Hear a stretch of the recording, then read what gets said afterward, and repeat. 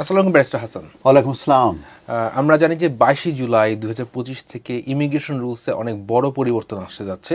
তার মধ্যে একটি পরিবর্তন হলো health and care worker visa বাইরের অ্যাপ্লিকেশনগুলো বন্ধ করে দেওয়া হচ্ছে। বাট অনেকেই কনফিউজড হচ্ছেন, যারা অলরেডি ইউকেতে আছেন বিভিন্ন ভিসায়, তারা কি হেলথ অ্যান্ড কেয়ার ওয়ার্কার ভিসায় সুইচ করতে পারবে কিনা?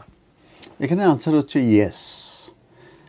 আমরা জানি যে 1 জুলাই 2025-এ changes to the immigration rules যেটা পাবলিশড হয়েছে, সেখানে অনেকগুলো পরিবর্তনের কথা বলা হয়েছে।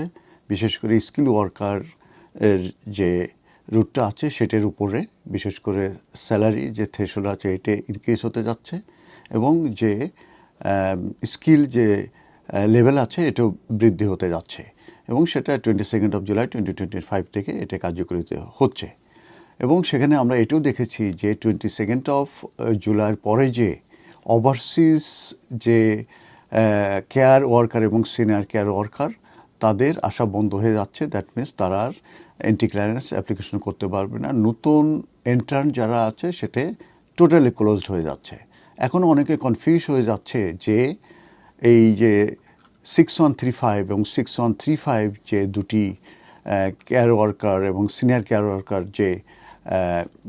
যে রুটটি আছে, এটা কি ইন কান্ট্রি থেকে সুইচ করা যাবে কিনা? যারা অলরেডি এই ভিসায় আছে তারা কি চেঞ্জ অফ এমপ্লয়মেন্টে যেতে পারবে কিনা, কিংবা যারা অন্য কোনো রুটে আছে তারা কি সুইচ করে এই ভিসায় যেতে পারবে কিনা?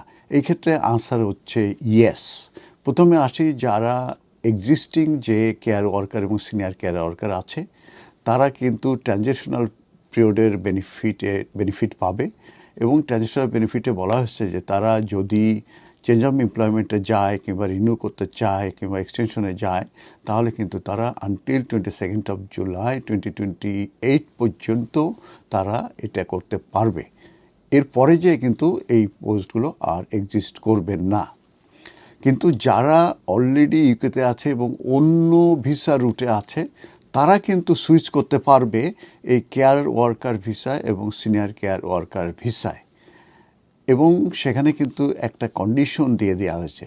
সেই কন্ডিশনটা বলা হয়েছে যে তাদেরকে লিগালি 3 মাস ওই যে এমপ্লয়ার যে তাকে স্পন্সর করতে চাচ্ছে, সেই স্পন্সরিং যে এমপ্লয়ার তার আন্ডারে তাকে 3 মান্থস কিন্তু কাজ করতে হবে।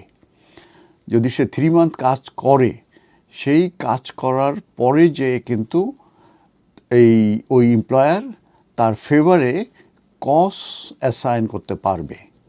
তো কস অ্যাসাইন করার পরে সে কিন্তু অ্যাপ্লিকেশন করতে পারবে।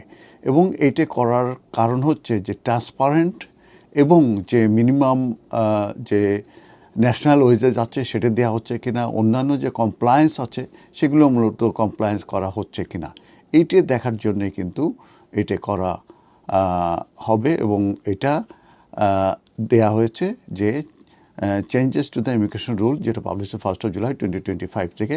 এবং আমি আবারও বলছি যে যারা অন্য ভিসা রুটে আছে তারা কিন্তু সুইচ করতে পারবে এই অ্যাডাল্ট যে সোশ্যাল কেয়ার আছে 6135 এবং 6136 এই ভিসায়, কিন্তু তাদেরকে তার ওই স্পন্সরিং এমপ্লয়ের আন্ডারে 3 মান্থস কন্টিনিউয়াসলি কাজ করে তারপরে তার ফেভারে কিন্তু কস্ট ইস্যু করতে পারবে। এটা কিন্তু একটি ভেরি ইম্পর্ট্যান্ট। অতএব এখানে কনফিউশনের কোনো জায়গা নেই। আর যারা অলরেডি আছে এই ভিসায় তারা কিন্তু অবশ্যই কন্টিনিউ করতে পারবে, এবং সেই ক্ষেত্রে তারা রিনিউ করা চেঞ্জ অফ এমপ্লয়মেন্ট সেটাও কিন্তু তারা কন্টিনিউ করতে পারে। এবং এটা ট্রানজিশনাল পিরিয়ড দেওয়া আছে 22 জুলাই 2028 পর্যন্ত।